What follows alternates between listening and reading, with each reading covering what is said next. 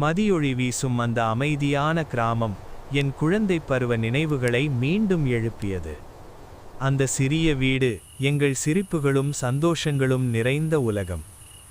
நண்பர்களுடன் விளையாடிய அந்த நேரங்கள், எந்த கவலையும் இல்லாத சிரிப்புகள்.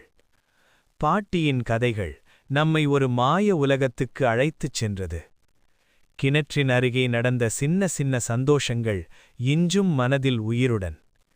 இரவின் அமைதியில் பூச்சிகளின் சத்தமும் ஒரு இசையாக இருந்தது. குடும்பத்துடன் கழித்த அந்த நேரங்கள் வாழ்க்கையின் உண்மையான செல்வம்.